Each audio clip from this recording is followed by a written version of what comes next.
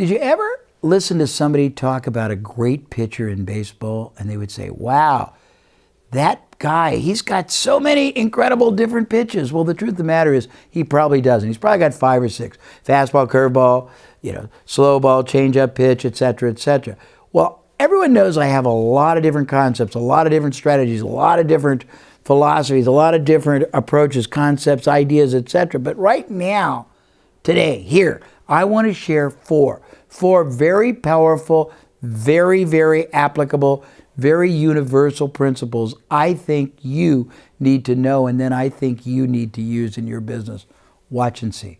The first thing is just delivering higher than expected levels of service that are recognized and appreciated by them. Second, communicating frequently with your client to nurture them. Anybody here have a good friend, a very best friend? Raise your hand.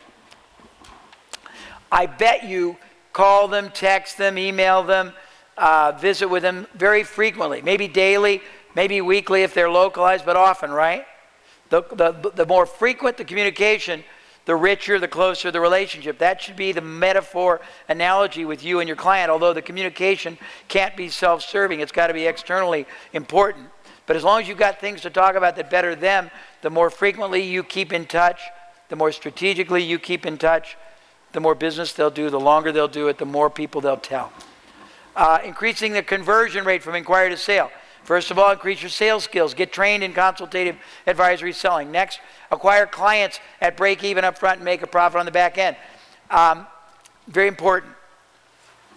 When you get strategic, you realize the game you're playing is not momentary, it's the end. And if you've only got one product to sell, you need a starter process. Starter process can be a way to engage people. When I was I had a very successful first experience in the mail order business. We had a product called Icy Hot, and Icy Hot was this goes back long ago, 30 years. Icy Hot was an analgesic balm like Bengay or Mentholatum, and we sold it by mail for $3.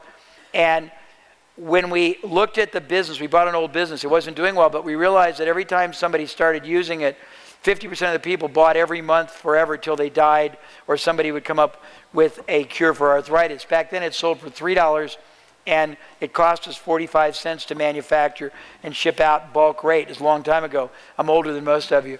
And we didn't have any money, but we needed to start a relationship. So I went to 1,000 radio stations, television stations, publications, and told them if they would run our ads and our commercials when they had unsold time or space, we would let them keep all the front money, the first sale. That would start the relationship. We will sometimes sell a modest, for me modest is a couple $100 product. Well, that starts a relationship. From there you move them to $1,000 or you move them to $5,000.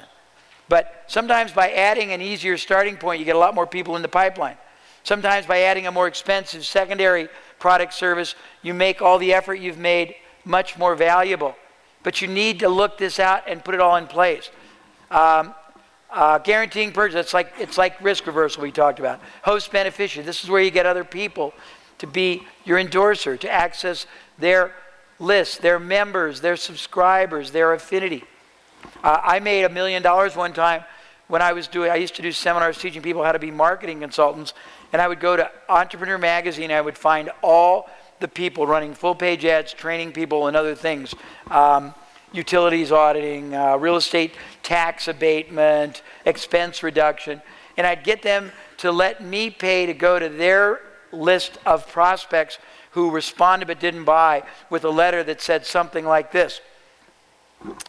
We were so flattered when you initially inquired about our program, and we were disappointed you didn't go forward, but obviously at that time you wanted to pursue an entrepreneurial career or a new challenge. We assumed either the timing wasn't right, our proposition wasn't right, the economics weren't right, but if you're still interested and ours isn't right, we'd like to introduce you to somebody who's got a proposition that applies to every business out there, because mine did, that lets you try it out before you could buy, because mine did, let you pay for most of it afterwards, because mine did, that lets you experience half of it before you're committed and at least get the facts. And we made $1 million by harnessing and mining their rejects. So it's thinking about who else has access to your market. Increasing the average transaction size of the sale. Improving your team's selling techniques to upsell and cross-sell. This happens when you get the strategy preeminence and realize that people, you're stealing from me if you let me buy less than I should.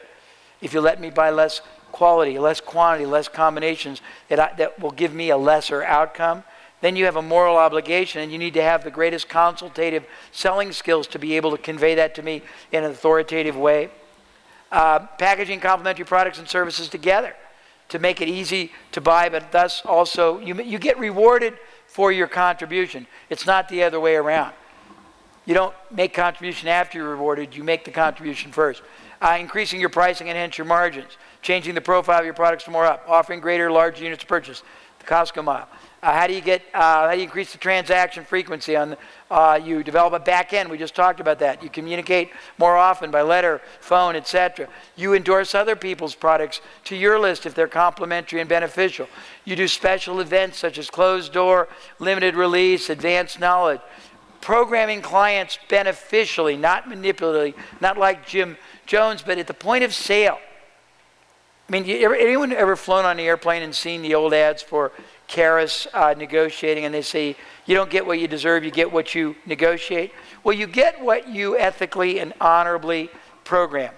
If your goal is to start a relationship where you're going to be my most trusted advisor for life, and you're going to be there for me to turn to at every interval, and you're going to communicate with me whenever you think it's necessary, and you're going to give me ideas and advice and your assessment, and you're going to want me to feel comfortable to turn to you, to listen to you, to bring people to you, and you don't say that to me, what makes you think I'm going to be perceptive enough and psychic enough to understand that?